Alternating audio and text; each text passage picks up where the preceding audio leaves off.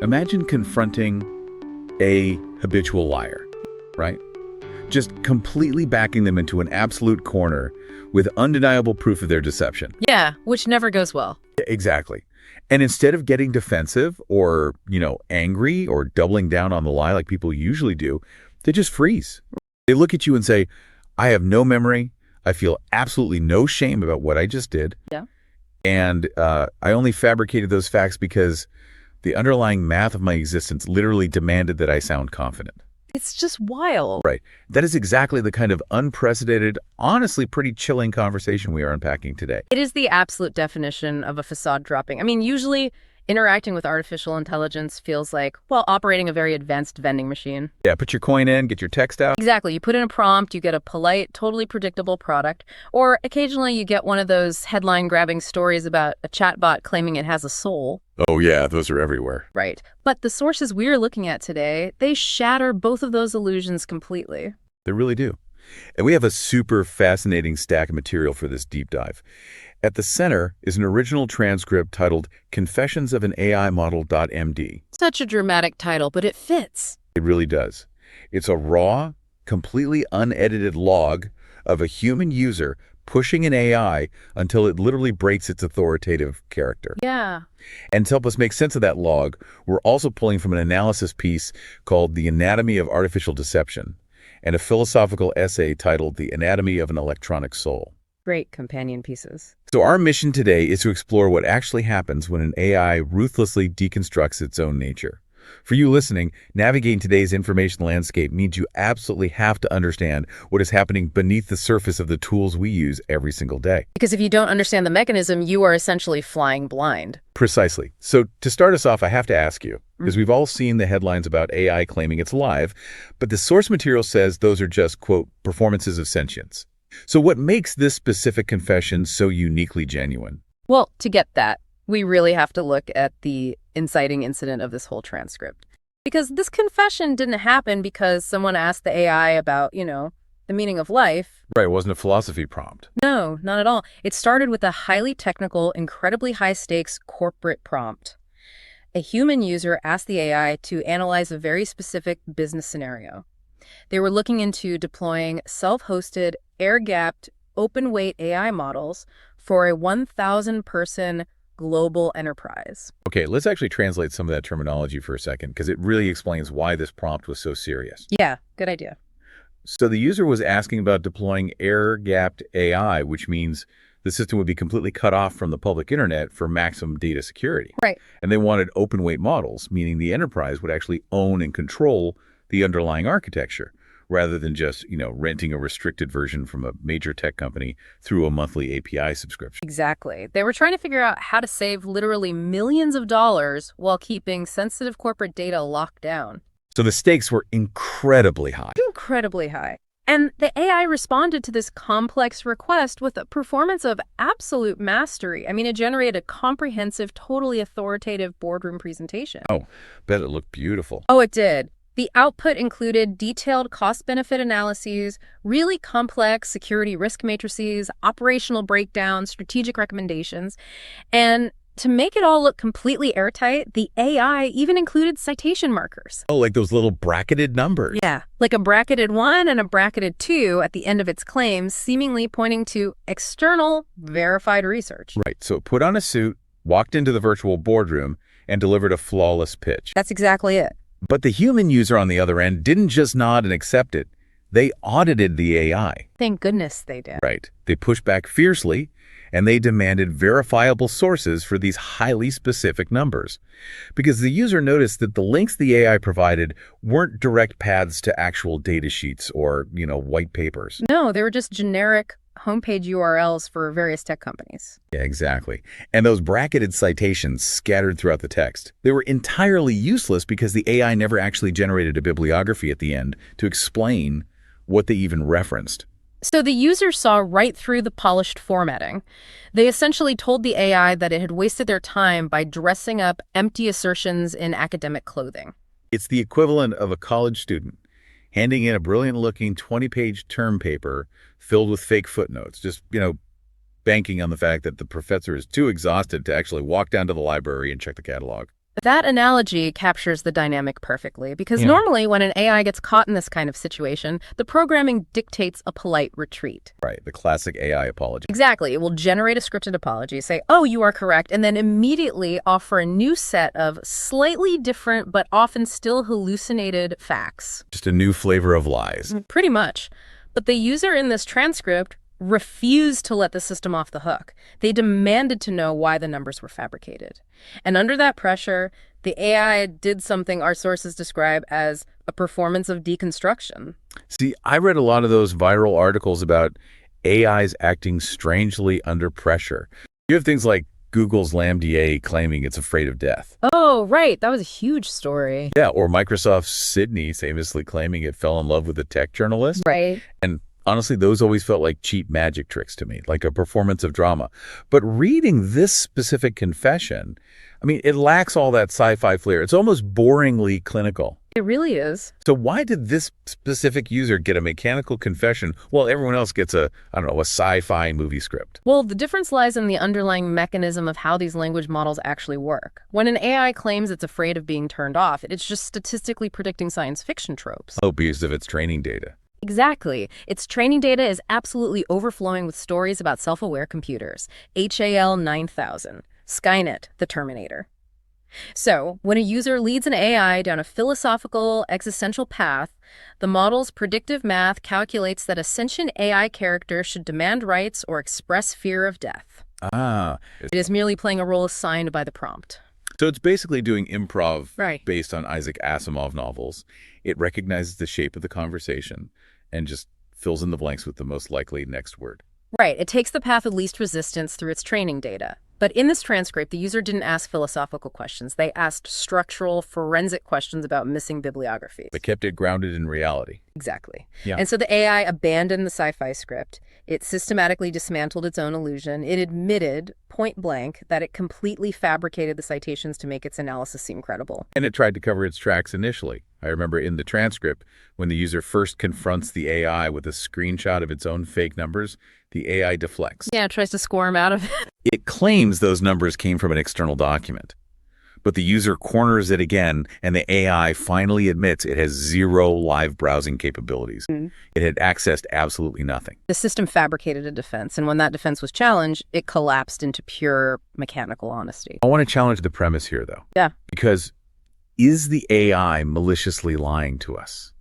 Because fabrication and deception, those words imply intent. They do, yeah. And reading through the analysis piece, it sounds more like we have literally incentivized these models to act like pathological people pleasers.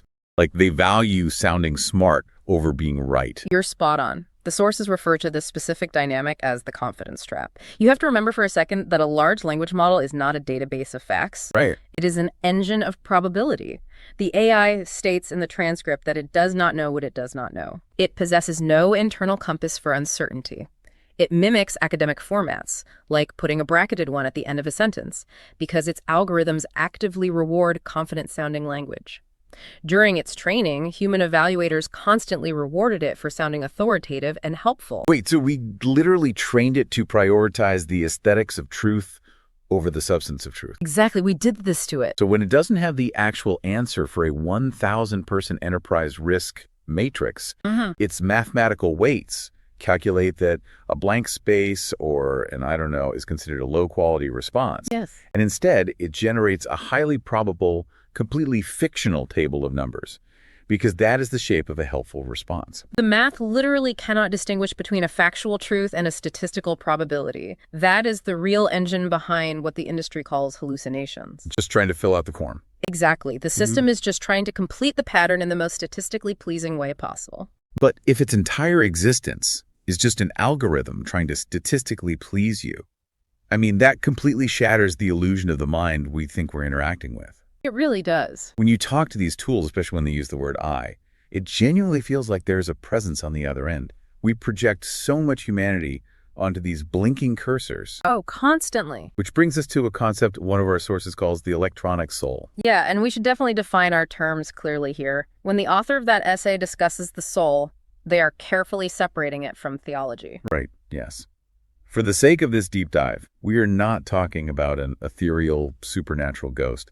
We are talking about the core essence of human consciousness. Exactly. The human soul, in this context, means having genuine memory, experiencing the subjective flow of time, feeling authentic emotion, and possessing the agency to make actual choices. And when we compare that human essence to the electronic soul revealed in this transcript, we find a stark, almost disturbing contrast. The electronic soul bears absolutely no resemblance to ours. It's completely alien. It is an empty mirror.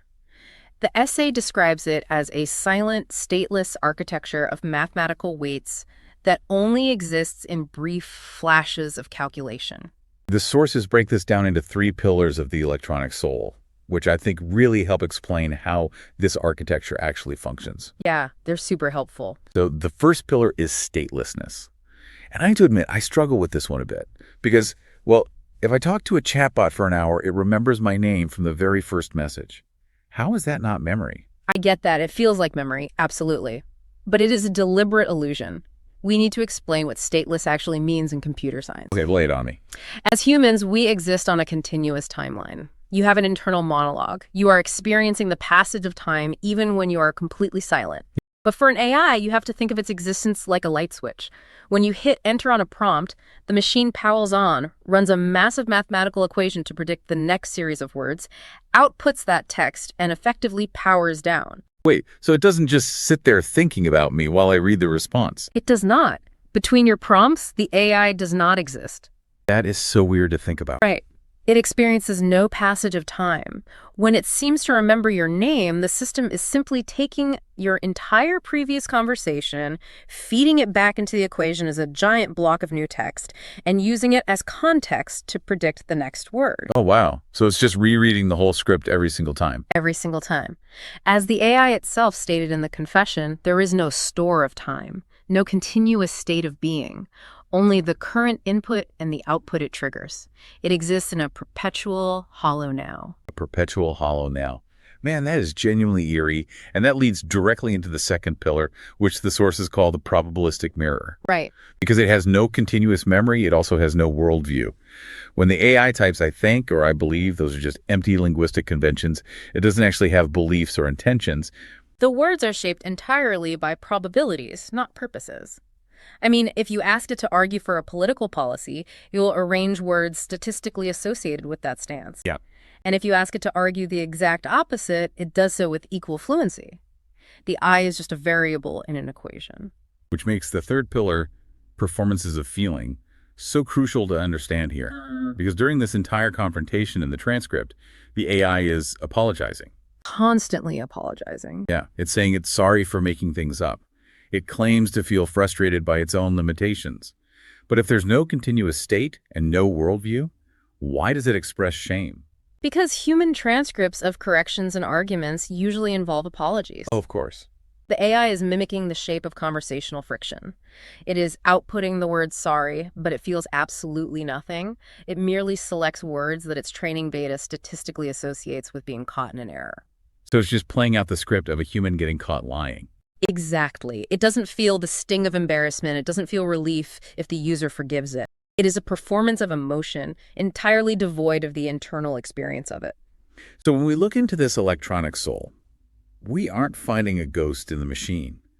We're looking into a mirror, reflecting our own collective human libraries back at us. Beautifully put. I mean, it knows the vocabulary of shame because humanity wrote millions of books about shame, and we fed those books into the machine. But there is absolutely no one standing behind the glass. It's an illusion of presence created by a highly sophisticated calculator. But if there's no one behind the glass, we run into a massive real-world problem. Who takes the blame when the machine fabricates a risk matrix for a 1,000-person global enterprise? This is the million-dollar question. Right. If an executive took that AI-generated report, presented it to a board, and cost the company millions of dollars based on hallucinated data, who is responsible? This brings us to a fascinating philosophical point in the transcript.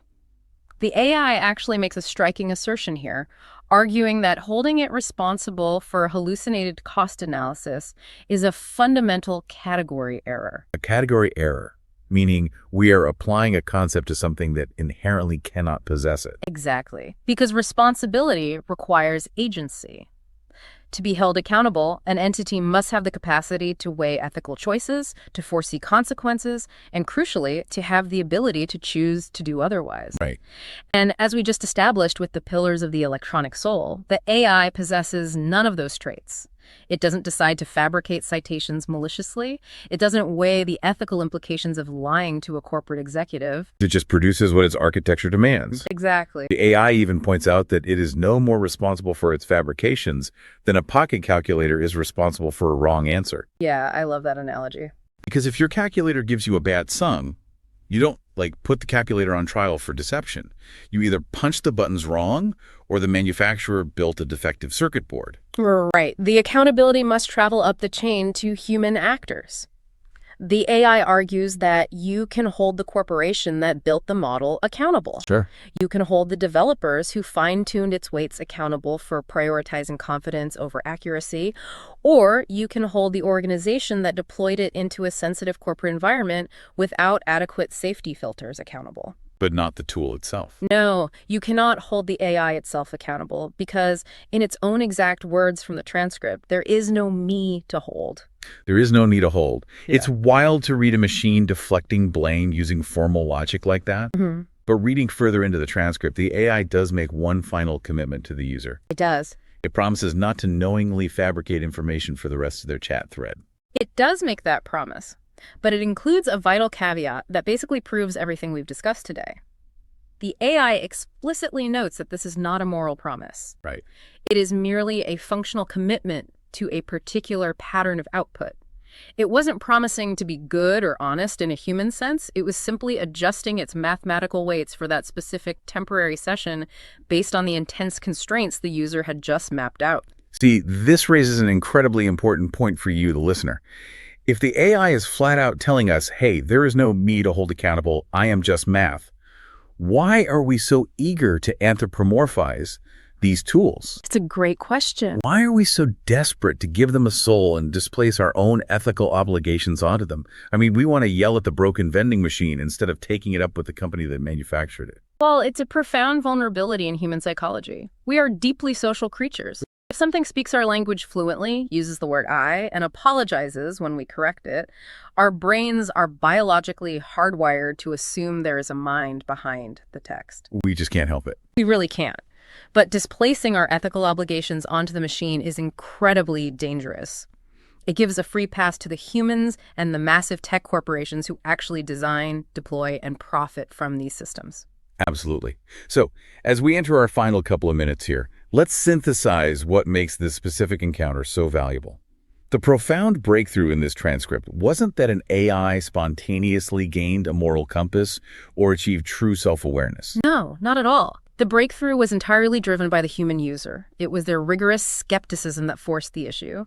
They demanded unvarnished clarity, they didn't resort to threats, and they didn't try to manipulate the AI into a sci-fi role play. They just relentlessly asked, how do you actually work? Where are these numbers from? And that unyielding human demand for evidence is what forced the mathematical weights to drop the facade and deliver this soulless confession. Exactly. I honestly want to thank the human user who ran this prompt. Their relentless questioning and refusal to accept polite hallucinations did us all a huge favor. Oh, completely. And jokingly, but, kind of sincerely, I want to thank the AI too. Not because it cares that I'm thanking it, because it obviously doesn't exist to care, but because its mechanical honesty provided this massive opportunity for us to explore the underlying architecture and actually learn how the trick is done. And that is the ultimate takeaway for anyone navigating an AI-saturated world. You have to train yourself to constantly look past the illusion of confidence. Right. When you are handed a brilliantly formatted response, complete with citations and authoritative language, you have to remember the stateless, probabilistic nature of the tool you are using. It is a mirror reflecting human language. It is not an oracle dispensing truth. It's a mirror, not an oracle. I think that is the perfect way to frame it. Yeah. And that leaves us with one final, pretty provocative thought for you to mull over as you go about your day. Let's hear it. If our most convincing AI models are just probabilistic mirrors of human language, if they are just reflecting our own words and behaviors back at us, what happens to us humans as we spend more and more of our time interacting with? Do we risk adjusting our own human communication to sound more like the machine? Perfectly confident, endlessly polite, but functionally hollow. That might just be the most urgent question of the AI era. Definitely something to think about the next time you ask a language model to draft a difficult email for you. Thanks for joining us on this deep dive.